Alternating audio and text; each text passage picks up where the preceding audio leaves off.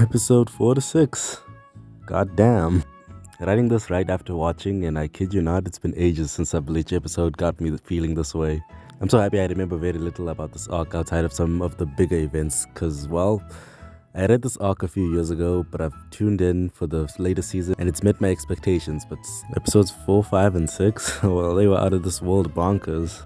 Gotta be honest, I love Bleach very much, but there's an asterisk on that statement. I love the anime, and although the copious amounts of filler were kinda hurting my soul, I was able to retain my love for it throughout, and well, episodes 4 and 5 of the 1000 Year Blood War arc have given me double consecutive heart boners. Cause yeah, the prior episodes have been outstanding, but none of them have made me think, alright, I have to make a video about this now. But these two, they were different. The manga was splendid, but the anime is in a different league with painting such a much clearer image of the threat that the Vandenreich are. From OP's Queen She Full Stand to the Squad 3 captain whose name I'm forgetting talking his shit to Kodak Black. Even Jugrim splitting Aizen 2 Electric Boogaloo and having his blood be the canvas for the episode title, which is something the new season has had unlocked. Episode title scenes. I already didn't have much hope for the Aizen we have at home, as shown by how I didn't even remember his existence until ever. Does he exist in the manga? Doesn't matter, cause he got turned into a Waz fast. Another thing I feel like they did really well was the fear as not, or however you pronounce it.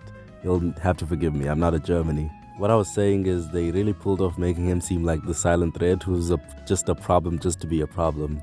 And while he did eventually speak, he was still even more menacing when he did, cause that's just how he's built. I know he gets much worse later, so I can't wait to pretend his ability doesn't work on me. That said, I don't remember any of the Sternrit who are shown here except Rey Mysterio, Kodak Black, the man Baz B, that one, and Jugrim. Byakuya vs Aznot was awesome. Byakuya came out swangin', but Aznot just wasn't with that. Showed my boy what fear is, and I don't know if you didn't realize this, but true fear is actually a decomposed Rukia. Now that gives monsters nightmares. I remember liking this fight in the manga, but the anime really knocked it out of the park for real. The way they portrayed the fear on such a stoic character like Byakuya really did well to lock in the hopelessness of the situation. And then his shock when his Bankai was used against him. Just leave my boy alone, goddammit. I mean, kudos to Hitsugai and Rangiku for the quick action in the face of danger in episode 4 though. That was great that they warned everyone, but I guess it was too little too late. The Vandenreich really meant business, and for reasons that I can't remember because I last read Bleach like 3 years ago, their business involves Ichigo not being able to reach the Soul Society, which is understandable. They can't relocate ownership of Ichigo's Bankai like they did with the other captains. But wouldn't it be cool if you relocated your finger into the subscribe button and liked if you liked the video? So I know whether or not to continue talking about Bleach. OP getting folded like that isn't something I expected, but he had to get gone somehow, I guess. I don't remember who turned him into a pack, but I have some idea of who it is. I hope I'm right. One thing I never understood with Bleach though is that Yamamoto is the strongest Soul Reaper bar none. Yet even in this arc, where the smoke has been brought to his front yard, he was still standing there, watching his people get folded like camp chairs. Like, what happened to the there is no greater security than me? Who are you keeping secure if you're letting your people get pieced up like that? You need to do better, head captain.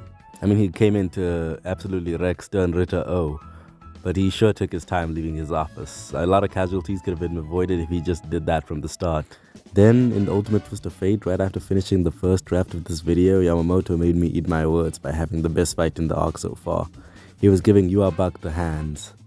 Gotta be honest, the only part of his Bankai I remembered was the CGI skellies he summoned to give Yuabak the psychological hands. East has to be my favorite though. The fact that it's just as simple as focusing all the flame in one place to produce the smoke more efficiently really showed what makes him head captain. It also enabled my favorite scene in the fight where Yuabak swings his sword at Yamamoto and Yamamoto just doesn't dodge. But where's the typical Bleach chest slash? But no, he cut Yuhabak's blade already. That was definitely the coldest moment in the fight. I get West and I know what it's for, but like, I just wasn't feeling it. He really did not need to use it. It's unnecessarily putting everyone at risk, cause 15,000 degrees Celsius, that's death. There were no Soul Reaper casualties as a result of it, but still, that's hell. But all that fighting was for nothing, cause this arc is about discount villains, so after Yamamoto's Zanka no Tachi North, all that was left splayed out on the ground was Royd Lloyd. Not to be confused with Lloyd Lloyd. That's the guy from Spike's family, I think. So where was Yuhabak, guys? Where's Yuhabak? Oh, Yuhabak was talking with the real Aizen. I see what Kubo was doing now. Get us thinking about Aizen by showing us dollar store Aizen and then bam, hit us with the real Aizen. Devious. Apparently Yuhabak wanted Aizen on his team, but Aizen basically said, nah, I'm too occupied not being a little bitch. And Yuhabak took that personally, but he let him live because that's all he can do. Going back to Yamamoto though, I really don't think he should have been done up like that. Yuhabak pulled up, and yes, I get that his judgment was clouded, and then he got his Bankai stolen by the real Yuhabak. But he showed in a previous arc when he folded Wonder Weast that even with his flame sealed, he got hands for real. I feel like he should have had more of a struggle, but instead, one slash and the old man was dispatched. That rhymed. That said, my favorite character isn't doing much either. He just showed up running somewhere 2 episodes in a row, and that was a wrap. I hate how little time he gets, but such is the life of a Shinji Hirako fan, I guess. Not even needing to go into his Bankai that obviously exists, obviously. If he used Sakanade, he could deal with so many of these Quincy's, it's not even funny.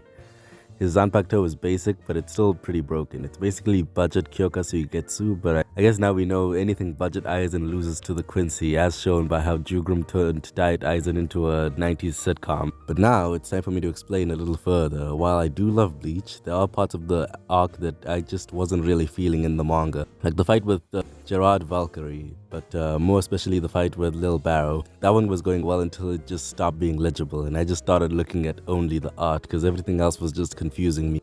So if the anime really can make these fights any better or at least easier to follow, I think I'll be willing to cut it some slack. I really want to enjoy that fight, but it just wasn't doing it for me. Alright, now that's the end, but hold on, I'm not done talking, give me a second. See, this video was meant to be done by the time episode 4 dropped, but exam stuff got me busy, so I'm just explaining myself. If this video drops after episode 6, that's probably the reason. I've been doing exams. Although episode 6 comes out on the last day I write, so that works out. You be easy though, and enjoy yourself some Bleach. But if you've seen all the Bleach around, may I suggest you watch this unrelated video. It's really good, and I look forward to seeing you there.